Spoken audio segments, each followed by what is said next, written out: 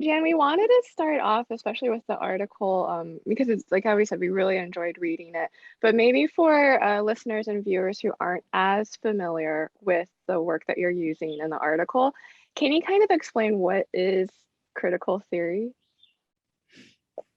Okay, And I know so that's a large question, but seeing what no, would you?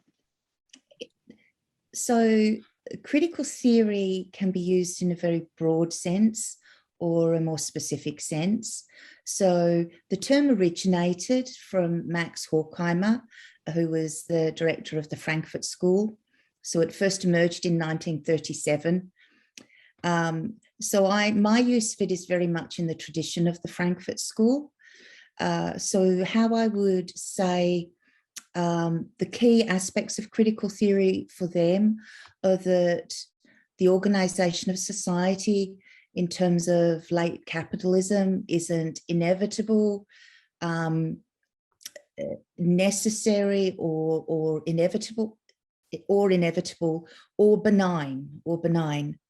That also that human society can only be understood through the interplay of cultural, economic, social, and historical factors, that individual and social well-being are dialectically interrelated.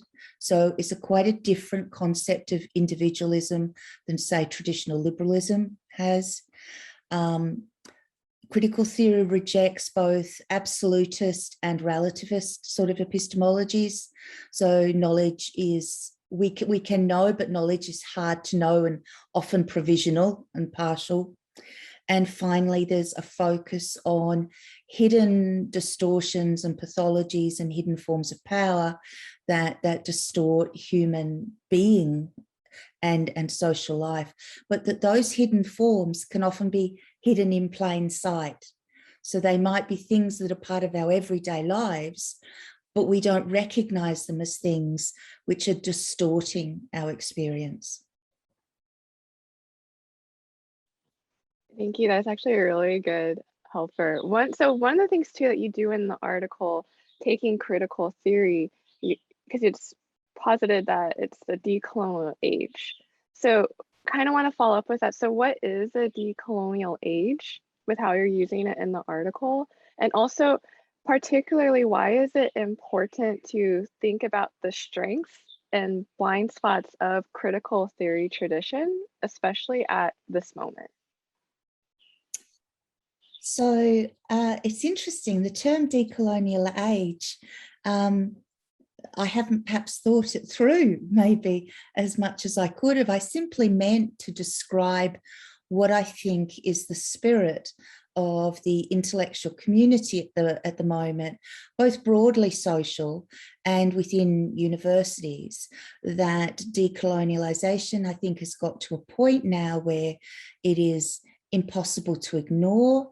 It is impossible to refuse to understand its basic tenets. If one wants to genuinely engage in open and honest and helpful public debate. So I think we are in this age, and I suppose I call it an age in a sense I'm trying to actually not use a term like era, which is sort of maybe static looking back, but to say that if we think of Marx in the article, I refer to Fraser saying that, for her, critical theory is about addressing the problems of the age. Well, I think the issue of how we address the need to decolonize is one of the great issues of the age. And it intersects with other important issues such as the climate emergency. So that's what I was meaning by that part. Why critical theory? Well, I suppose part of this was personal because I've used critical theory extensively in my own work.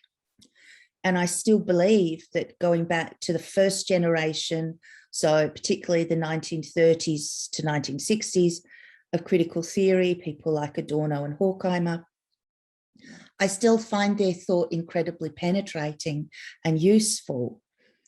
But what was happening in my own sort of intellectual life was that I realized I was going down this path of continuing to use critical theory, And then in other parts of my life, perhaps as a teacher, very much committed to the cause of the decolonial.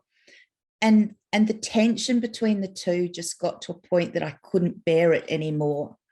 And I had to face a question: do I abandon critical theory because of this obvious flaw? And I didn't want to do that because actually I genuinely believe that critical theory does hold some of the answers, is the wrong word, that sounds too emphatic, but some of the avenues through which we can think through some of the problems of this age. So I still believe that. So I went looking for a way, I went looking to think through, could I solve this tension? And could I ethically continue to use critical theory, knowing that it had this issue? And what was my responsibility as a Western scholar to do with this problem? When you're referring to this problem or issue, could you elaborate a little bit on that, the sort of limitations of critical theory, or at least using it unreflectively in this decolonial age, as you put it? Could you elaborate on that just a little bit? Well, critical theory has very, very little engagement with issues of race and issues of colonialisation. And so if I start with colonialisation, that's really, really strange, because the core purpose of critical theory, very much based in its sort of Marxian roots, is a critique of capitalist society. And you cannot understand the emergence of Western capitalism without understanding colonialism. And you can't understand colonialism without understanding issues of race. So that these things are all interconnected. So it is just this enormous gap. And the more I read into it, I was sort of aware that there wasn't a lot on race. And, you know, there's the stuff on anti-Semitism, but I don't think you can conflate the two. And Edward Said, you know, has this damning critique of the Frankfurt School, that for all they offered, there is just this absence. But the more I looked into it, actually, the more I realized it was a much greater problem, because the whole critique of capitalism flounders unless you're prepared to address colonialism, and you can't do that without addressing race, and so on. And as I looked back, I started to, much as I admire these people and use their work with some affection, I couldn't hide from the fact that there was a terrible absence here, and that it had to be considered deliberate.